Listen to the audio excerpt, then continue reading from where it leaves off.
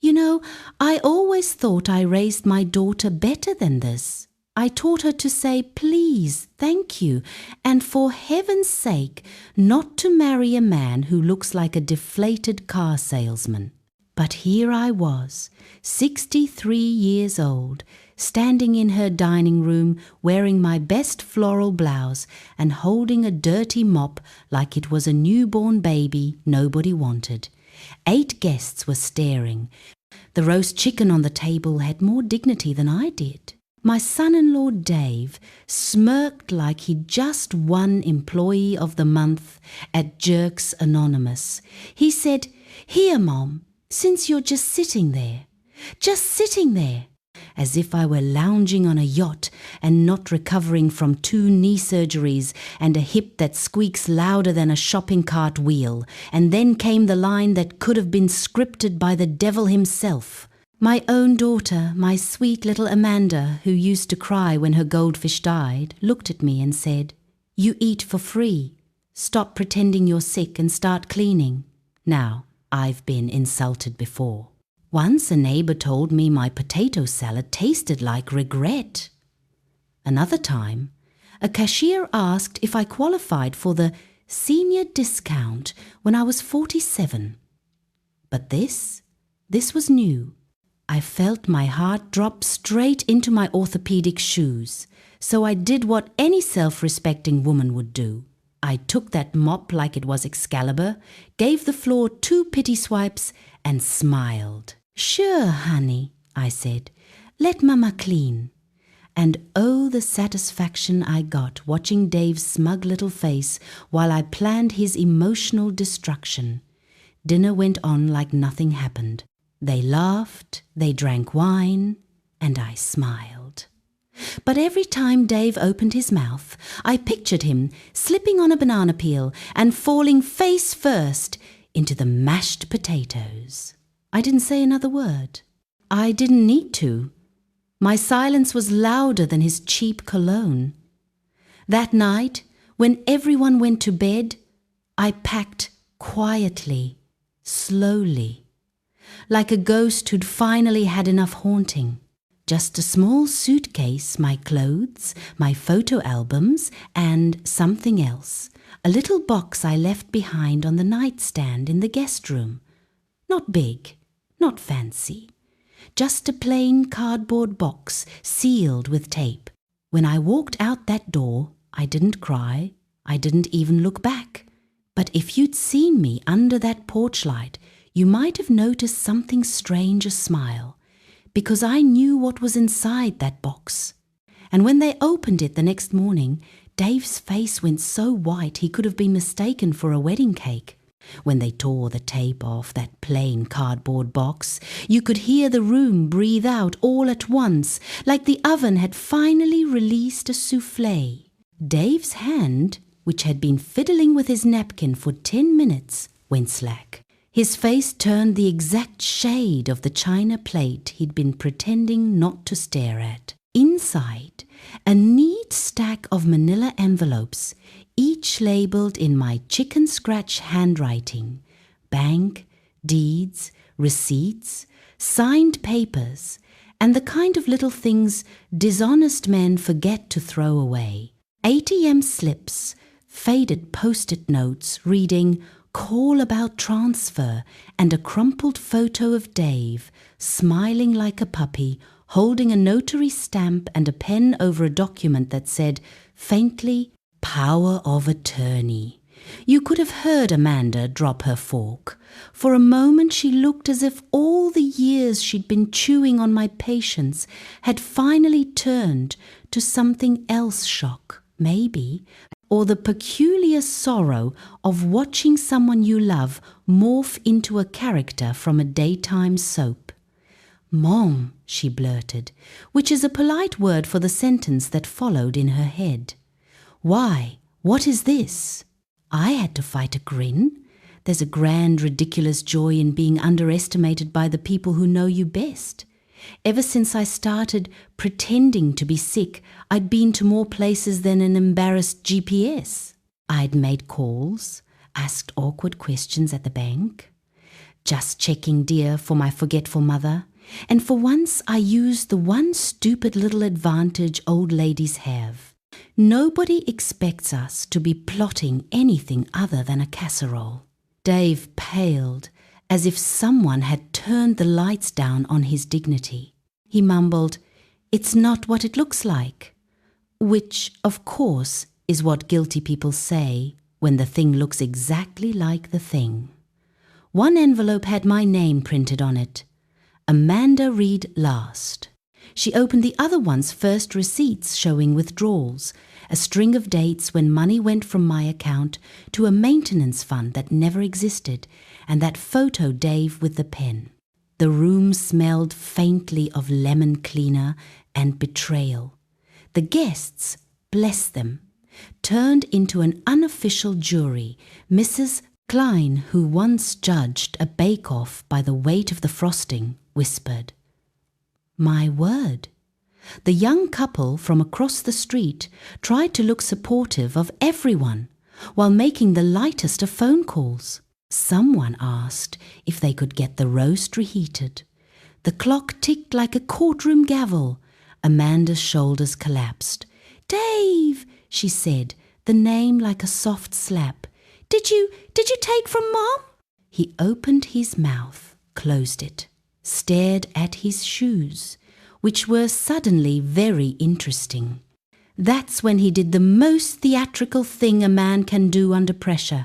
He sprinted to the bathroom and locked the door. Panic bought him 20 frantic minutes of private humiliation.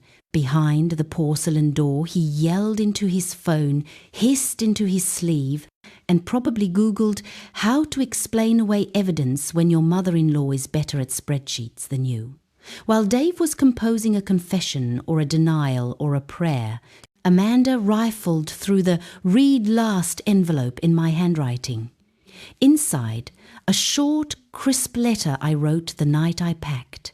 No melodrama, only facts, dates, and the one thing men like Dave seem to forget. Paper is a traitor. She read it aloud, voice thin, as the rest of the room leaned in. It said, in polite sentences that hid a small volcano of anger, "I am not your charity. I am not a line item. I learned to balance a budget when rationing canned peaches and dignity. I have evidence. I am leaving." Because a woman who loves too quietly can be taken for granted loudly. If you want to fix it, start by telling the bank the truth. If you don't, there will be more people reading these envelopes than just you, lawyers, auditors, Amanda's grandchildren, and frankly, the neighbor's cat who watches everything. By the time Amanda finished, the bathroom door banged open. Dave's face was still white, but now it carried a new shade, realization. He knew the bank had forms, and auditors have better handwriting than he does. He knew his excuses had a shelf life shorter than the lemon meringue pie cooling on the counter. He tried to laugh it off, the kind of nervous, wet cough that sounds like a choke call from a man who's not used to being the punchline. "It was for the house," he said, vaguely, like a magician revealing a trick you hadn't paid for. I was helping for emergencies." "That wasn't your money to help with," Amanda said, flat as the skillet I used to flip pancakes when she was small. "You forged Mom's signature." A gasp. Someone knocked over a water glass. Dave paled into another shade, the one that says, "Maybe I should have gone into accounting instead of car sales." Outside, under the streetlight that had seen me in my corsages and my bad hairstyles, I sat in my little rental and sipped a coffee the motel called Fresh. My phone buzzed. Unknown number. I smiled into the dark. People think leaving is dramatic. It's not. Leaving is a quiet plan with loud consequences. The unknown number displayed the bank's name. "Mrs. Hargrove?" said a voice that sounded like paperwork. We noticed an attempted change to the deed this morning. Could you confirm some signatures? I set my cup down. I can, I said. But first, why is my son-in-law suddenly very interested in my estate? There was a pause. Then, you might want to come back to town. There's something else. Something else. I finished my coffee with the best part of a small smile. The plot had thicker gravy than the roast ever did. You never really know who's on your side until you're on hold with a bank at 8 a.m. That cheerful, "Your call is very important to us," played so many times I could have danced a slow waltz to it. By the 7th repetition, I was halfway convinced the voice belonged to someone who'd stolen money before and wanted me to feel nostalgic. Finally, a human voice broke through the music. "This is Ken from customer care," he said. "Ah, Ken." He sounded like he ironed his khakis for fun and thought extra mild salsa was a bold life choice. But at that moment, he was my knight in beige armor. "Mrs. Hargrove," Ken continued, "we flagged an attempted property transfer early this morning. A Mr. David Holloway tried to sign as your financial proxy. We just need your verbal confirmation before we proceed." "Oh, I can confirm something," I said sweetly. "He's not my proxy. He's a man who couldn't proxy his way out of a wet paper bag." Ken coughed, possibly to hide a laugh. "I'll make a note of that, ma'am. Now here's the funny thing about growing old people assume you get slower. What they don't realize is you just stop wasting time. While Dave was probably pacing the living room, rehearsing fake apologies, I was booking a ticket, calling my old friend Martha, and drafting an email that would make any notary public blush. Martha and I had been friends since high school. She'd married the only honest accountant in the state and never let me forget it. "Come over," she said when I told her what happened. "We'll bake something and ruin that man's week." I arrived at her house before lunch. The smell of apple pie hit me like forgiveness. Martha stood at the door, grey curls haloed by sunlight, holding a rolling pin like she meant business. "You're early," she said, grinning. "So's Karma." Over coffee, real coffee, not motel sludge. I told her everything: the mop, the insults, the box, the bathroom, breakdown. She listened the way only a woman who survived 2 divorces and a colonoscopy can, with empathy and excellent timing. "You've got him cornered," she said finally. "He forged your signature, took your money, and now the bank's involved. You've got proof, witnesses, and the moral high ground." "I don't want revenge," I said, though it sounded suspiciously like a lie. "I just want to sleep at night without picturing him with my checkbook." Martha snorted. "Then let's make sure he never sleeps again." She pulled out a manila folder that woman keeps records on everything, including her cat's bowel habits. Inside were templates, contacts, even a lawyer's card. "You remember George Carter?" she asked. "He handled my second husband's little tax misunderstanding." George was a lawyer with the face of a disappointed saint and the heart of a bloodhound. By evening, he'd read every document I'd left in that box and whistled low. "You've got enough here to make him wish he'd married a calculator." He drafted a letter to the bank, another to Amanda, and a third, my favourite, addressed to Dave himself. It began, "Dear Mr. Holloway, please be advised that any further attempt to access Mrs. Hargrove's assets will result in legal action, public disclosure, and, most painfully, the loss of any future pie at Thanksgiving." I signed it with my best cursive and added a postscript. "P.S. Tell Amanda I still love her, but she's grounded." We faxed, yes, Faxed, George still believes the internet is a rumour. The letters that night. Then Martha poured wine and we toasted to the small glorious joy of finally being taken seriously. The next morning, my phone exploded with messages. Amanda's number, then Dave's. Then my favourite, the bank again. Apparently, Dave had tried to backpedal. He'd claimed it was a misunderstanding. But you can't misunderstand a forged signature, no matter how many times you say, "Oops." Amanda's voicemail was shaky. "Mom, please, can we talk? I didn't know what he was doing, I swear. He said it was for the house, and I just believed him." I wanted to believe her, but belief and forgiveness are like pies. They take time to bake right. Still, I agreed to meet, because even after everything, she was my daughter. And maybe, just maybe, there was still some love left under all that disappointment.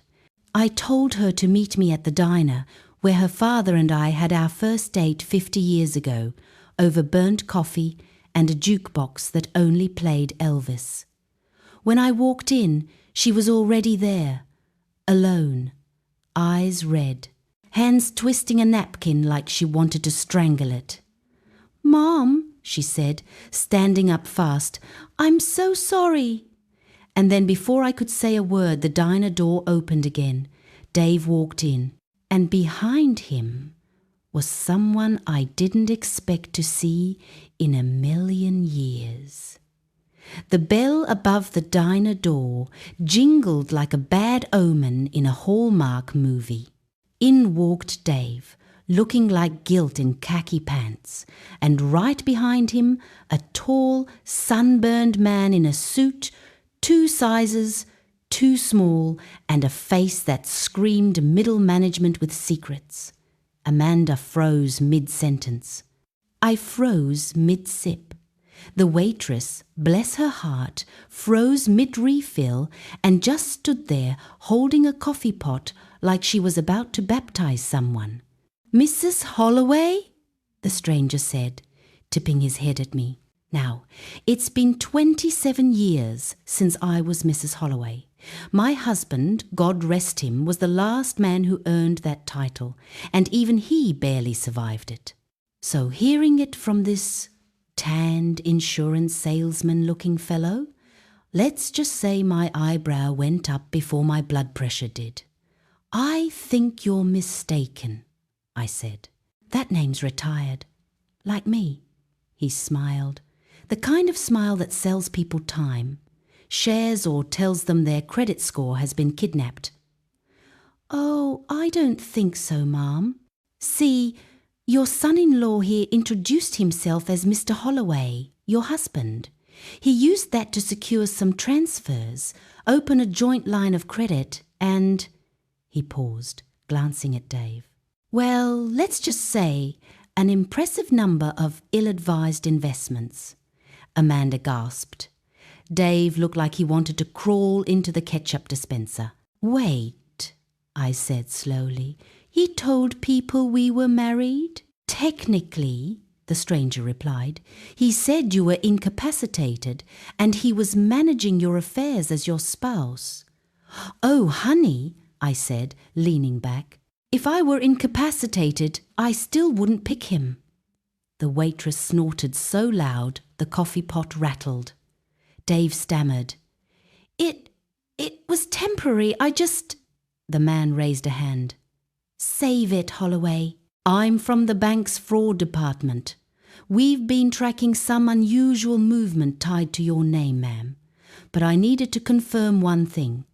Are you, or have you ever been, legally married to this man?" I nearly spit out my tea. "Good heavens, no. I wouldn't marry him if the last priest on earth offered free cake with the ceremony." Amanda looked at me with tears in her eyes. "Mum, I swear, I didn't know. He said it was all a technicality, some kind of paperwork fix." I sighed. You know that moment when you realize your child isn't cruel, just catastrophically naive.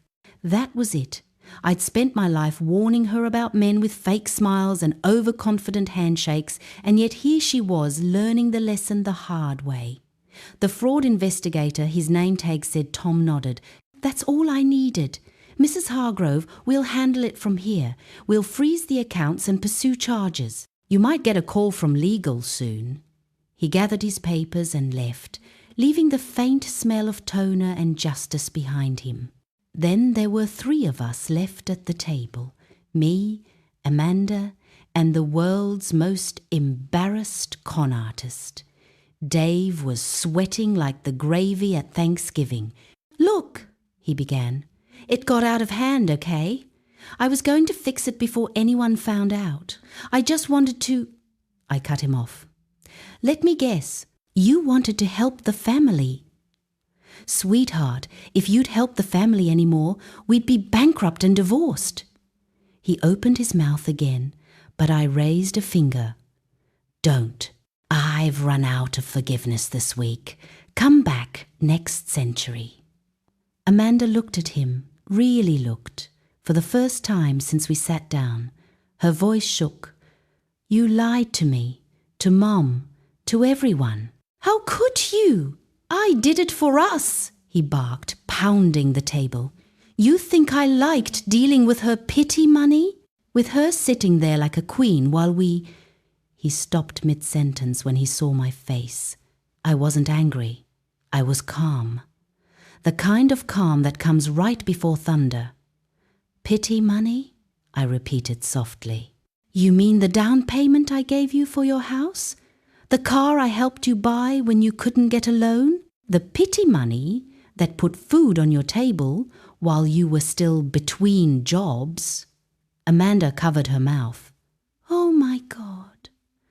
I stood up slowly. "You should probably find a new address, Dave, because, as of tomorrow, this diner and that marriage are both under renovation." And with that, I left the 2 of them sitting there, one broken-hearted, one just broken. Outside, the sun was bright, the air cold, and my knees traitorous as they were carried me just fine. I sat in my car, pulled out my phone, and stared at one message sitting unread, from a number I hadn't seen in years. It said, "He wasn't the first to use your name. Call me before sunset."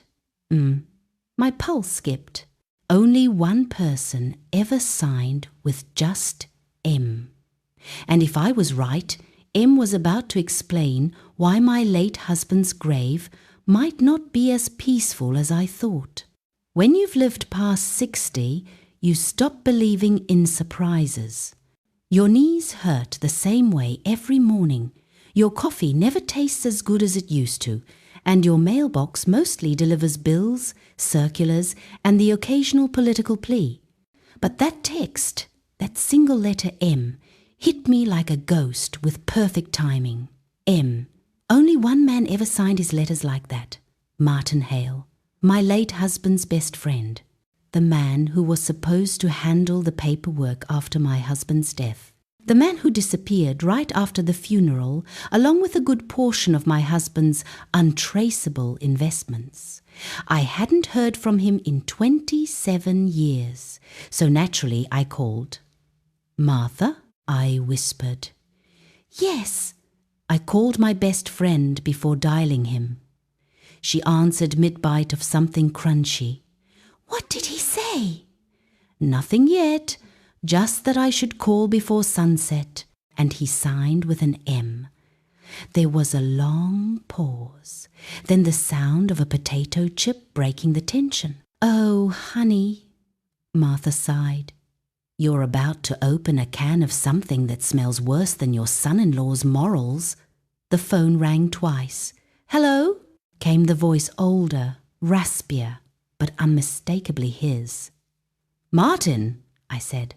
"You're alive." "Well, last I checked," he chuckled weakly, "though I can't say the same for your husband's will." I froze. "What do you mean?" There was a shuffle of papers on his end. "I think," I owe you the truth, Linda. Now, I wasn't ready for another man to owe me the truth. That phrase usually ends with either tears or paperwork. But Martin wasn't the kind to joke about death. He'd been a lawyer once. A good one. The kind of man who could make a tax audit sound romantic. He went on. When your husband passed, there were additional documents.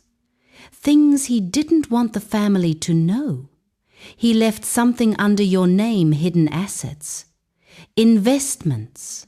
Maybe $500,000, maybe more. I was supposed to hold on to it until Amanda turned 25. $500,000, I said, louder than I meant to. You've had that sitting somewhere for 27 years. Not exactly. His voice cracked like old wood. It was stolen same year I left town. Someone forged my credentials, took the accounts, and vanished. I've been chasing that ghost ever since. I nearly dropped the phone. Are you telling me? Yes, he said quietly. The name they used for the transactions back then was also Holloway. I pressed my hand to my forehead. Oh, you have got to be kidding me. No joke, Martin sighed. It wasn't Dave that started long before he showed up. But whoever's been using that name, they resurfaced last month. I tracked a transfer from the same offshore account into a new one opened in your city. He paused. That's why I texted you, because whoever it is, they know where you live. You'd think that kind of news would rattle me. But after a lifetime of PTA meetings, 2 surgeries, and a cheating son-in-law, someone stealing your identity again barely cracks the top 5 on my list of irritations. Still, I wasn't about to ignore it. Martin, I said, you'd better have proof. I do, he replied. But I can't send it over the phone. Too risky. Meet me tomorrow morning, Old Town train station, 10 o'clock. Bring no one, not even Martha. Oh, she's not going to like that, I muttered. Trust me, he said. If I'm right, this goes deeper than Dave. Much deeper. The line went dead. I sat there, staring at my reflection in the dark screen. Behind me, the streetlights flickered like nervous eyelids. Was I scared? Maybe. But I was also awake. For the first time in years, I felt something that wasn't bitterness or disappointment, it was purpose. The next morning, I put on my best "Don't Mess With Me" outfit, navy blazer, practical shoes, and a scarf that said I could call a lawyer, or I could be one. Martha called as I locked the door. You sure you want to do this alone? She asked. I raised a daughter, survived 3 presidents, and once got gum out of shag carpet, I said. I'll manage. But when I arrived at the train station, something was off. Too quiet. No coffee smell, no pigeons, no Martin, just an envelope sitting on the bench with my name, Mrs. Holloway scrawled across it. My pulse kicked up like a drum solo. I tore it open. Inside was a single photo. It showed Martin standing beside a younger man. And that man, grinning, smug, and unmistakable, was Dave. You ever feel your stomach drop so hard you can hear your heartbeat in your ankles? That was me, sitting on a cold bench in Old Town Station, holding a photo that made no sense. There it was, Martin Hale, 27 years older than the last time I saw him, and beside him, smiling like he'd just sold a lemon car to a nun, was Dave, my son-in-law. The man who'd just called me a freeloader 2 weeks ago was apparently on a first-name basis with my late husband's lawyer. And not just that, in the corner of the photo was a date stamp, 2008, 17 years ago. long before Amanda had even met him. Now, there's only so much betrayal a woman can process before she needs caffeine. So I marched to the coffee kiosk, slapped down a 5, and said, "Make it strong enough to confess sins." The barista blinked twice. "Regular or decaf?" I stared him dead in the soul. "Son, if I wanted disappointment, I'd go home." I sat in my car, staring at the photo until my eyes blurred. Then I flipped it over. On the back, scrawled in Martin's handwriting, were 5 words. "He knows what your husband did." I could feel my jaw lock up. My late husband, the man I defended for decades, the man who died thinking he was a hero in a bad suit and a worse pension plan? No, he wasn't perfect. He couldn't fold laundry to save his life, but dirty money, hidden accounts, that wasn't him, was it? I dialed Martin's number again. Straight to voicemail. 3rd time, same thing. By the 5th call, the robotic voice sounded almost sympathetic. So I called Martha. "I told you not to go alone," she scolded, chewing something loud. "You find him?" "No, just an envelope and a photo of him with Dave from 2008. The crunching stopped. "Oh, sweet Jesus on a Segway. You think Dave knew him before Amanda?" "Looks that way. What's on the back?" I read her the line. She went quiet for a long moment. Then, "Linda, I think your husband's secret might not be buried as deep as his body. That night I couldn't sleep. I kept hearing Dave's voice. You eat for free. And Martin's he knows what your husband did. And my husband's the memory of him saying, 'Don't trust anyone with your name on a check.' Around midnight, I went up to the attic. If there's one thing widowhood teaches you, it's where the skeletons hide, and they're usually next to old Christmas decorations. I dug through boxes until I found one labelled Taxes 1990-1998. Boring! My husband's handwriting. Inside, among the receipts and expired warranties, was a small metal tin. It was taped shut. On the lid, "In case something happens." Well, I muttered, something sure did. I peeled it open with a butter knife. Inside were 4 things. A faded photograph of my husband and Martin shaking hands in front of a construction site. A yellowing bank certificate from the Cayman Islands. A torn note that simply said, "If Martin asks, tell him I buried it." And a key, small, brass, with a red tag that read, Shelby 24.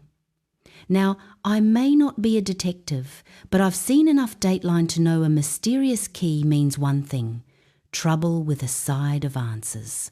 I called the number printed on the tag first thing in the morning.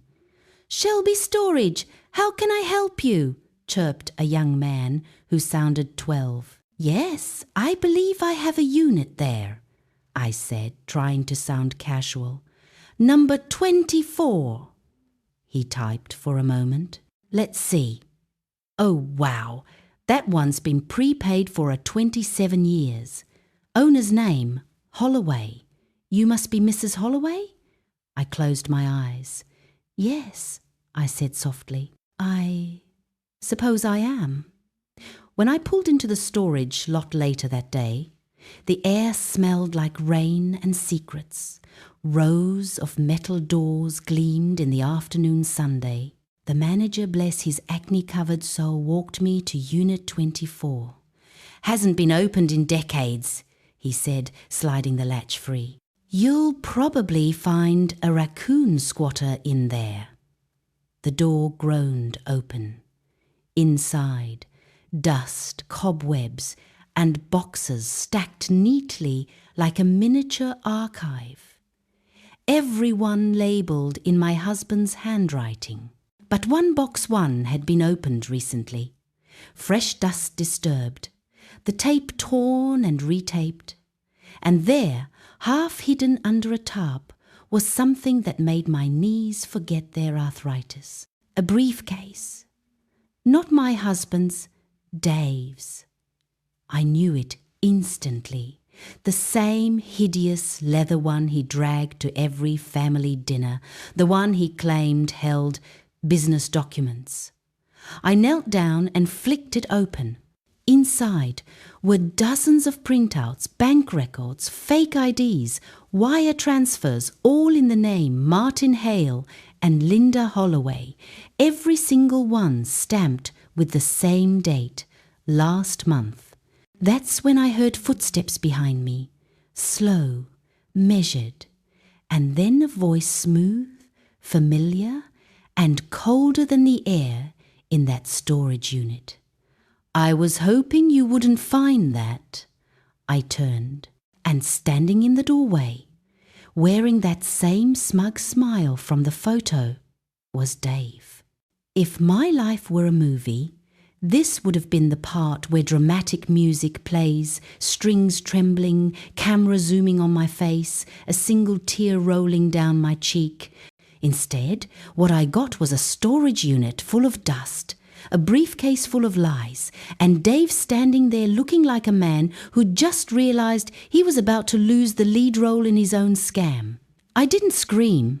I didn't faint. I just looked at him, dead calm, and said the most natural thing in the world. "Dave, dear, did you at least bring a shovel?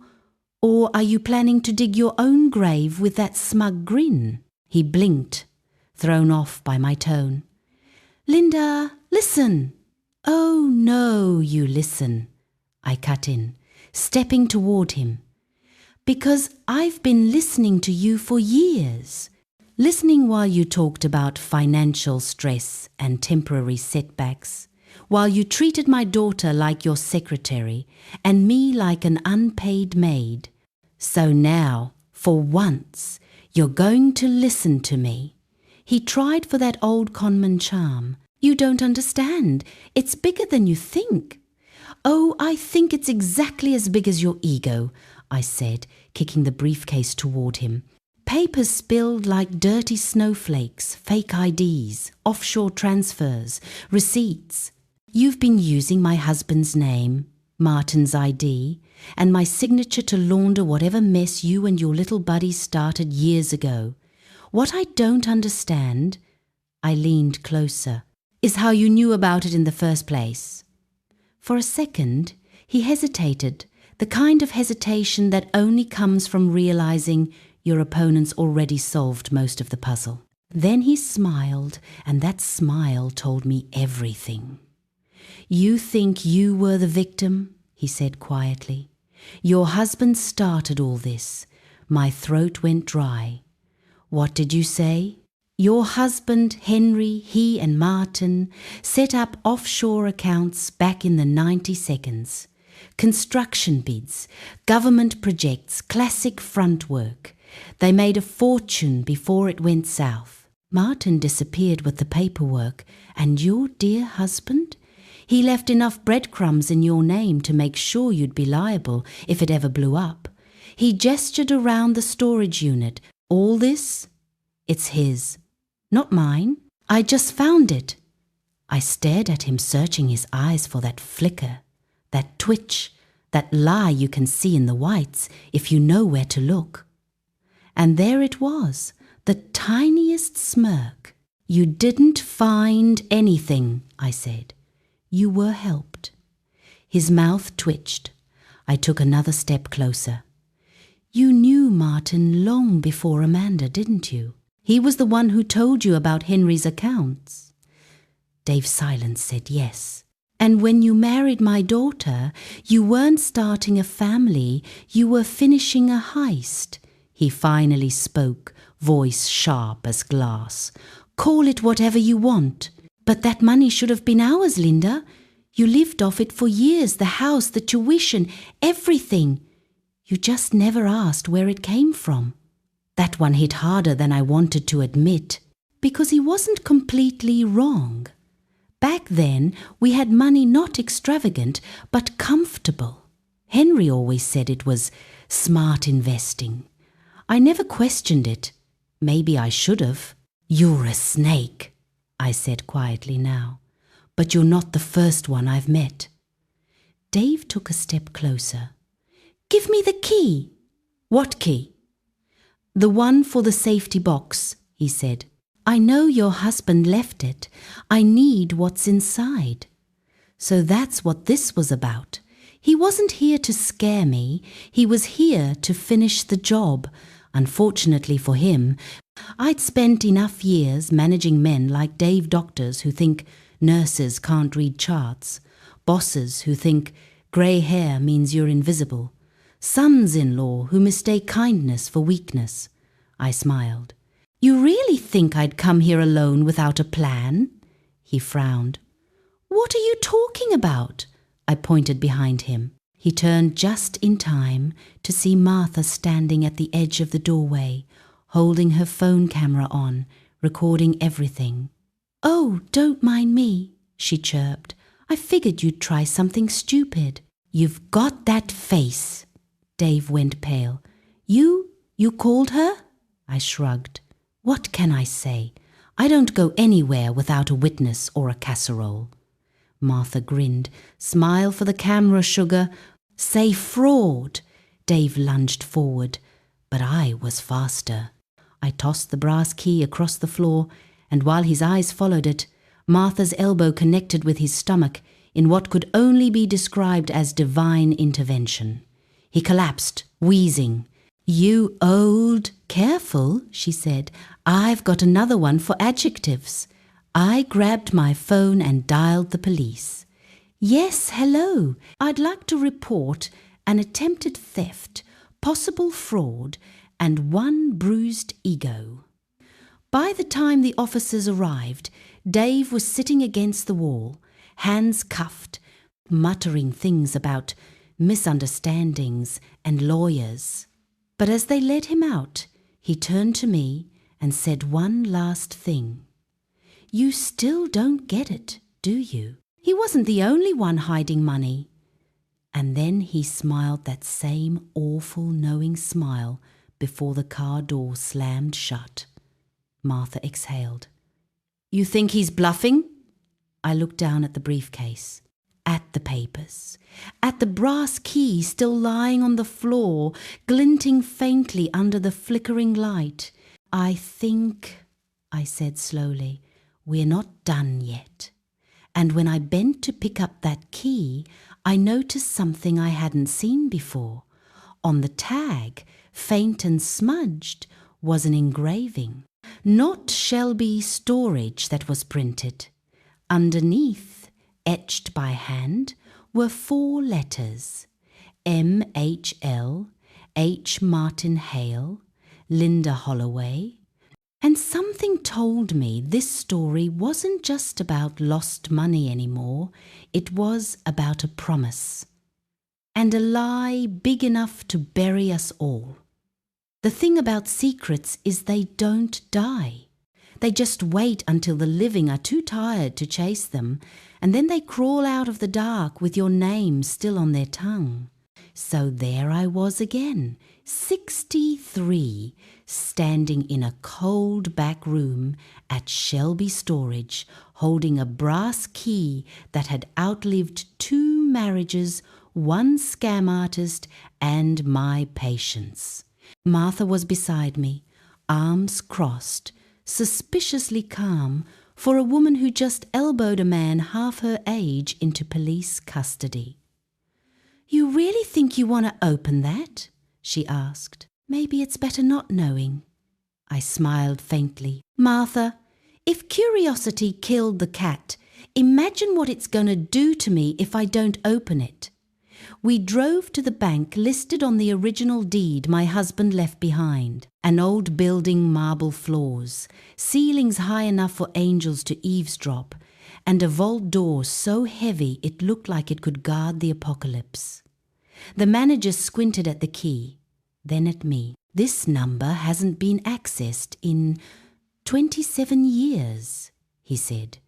Yes, I replied, and I'd like to see what's been collecting dust longer than my ex-son-in-law's conscience. He led us down a narrow hallway lined with boxes like tiny metal coffins. When he unlocked mine, the sound echoed like a heartbeat. Inside wasn't gold or diamonds or a forgotten fortune, just an envelope, thick, yellowed, tied with a red string. I reached for it. My hands shook, not from fear, from memory. The handwriting on the front stopped me cold. For Linda. If I couldn't tell you, forgive me, Henry, my husband. I opened it slowly, careful not to tear anything that might explain why my life had turned into a mystery novel. Inside were 3 things: a handwritten letter, a birth certificate, a photograph of Henry Martin, and a woman I'd never seen before. The woman wasn't me, and she was holding a baby. I stared at it so long, Martha finally whispered, "Well, damn." The letter began in my husband's careful, slanted script. "Linda, if you're reading this, I failed at keeping you out of what I started. Martin and I were part of something that went too far money laundering through construction contracts. I thought I could fix it before it touched you, but the only way to hide the last of it was to put it in your name. I'm sorry. The woman in the photo, her name is Helen. She worked for us, and the child is mine. I didn't know about him until it was too late. I tried to set something aside for them, but Martin, he had other plans. If Martin ever finds this box, he'll know the account number hidden in the certificate numbers. If you find it, please find the boy.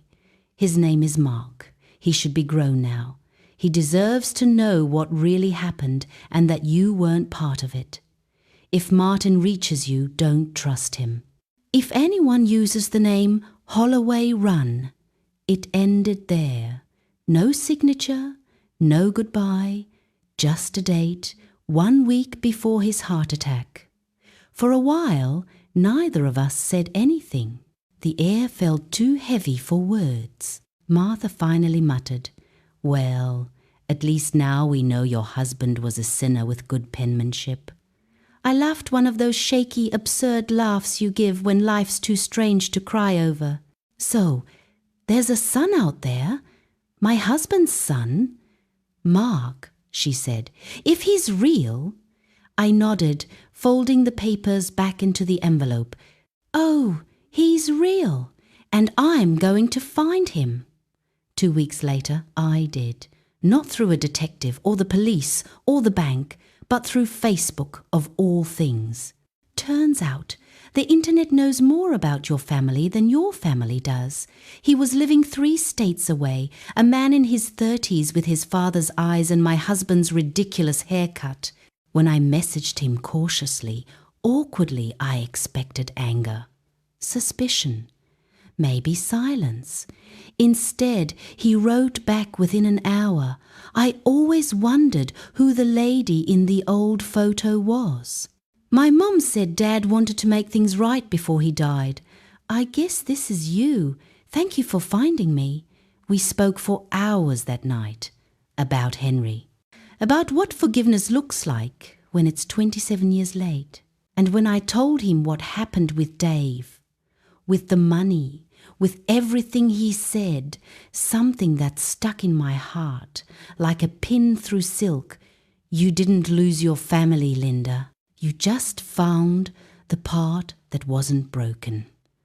A month later, I stood on my porch with Martha, watching the sunset. Amanda had moved back home without Dave and was actually smiling again. Mark was coming to visit next week. And me? I was finally breathing without the weight of what-ifs. Martha handed me a glass of iced tea. "So that's it? No more hidden vaults? No secret sons? No con men?" I smiled. "Oh, I'm sure something will come up. I raised Amanda, remember?" She laughed. "You ever think about writing a book?" Don't need to, I said. The universe keeps writing chapters for me. We clinked glasses, and for the first time in years, I didn't feel like running, cleaning, or explaining myself. Just living. And as the sun dipped below the horizon, I thought of Henry Flawed, foolish Henry, and whispered, I found him. He's doing fine. We all are. Then I turned to Martha and added, Now let's never tell anyone about that mop. She grinned. Deal.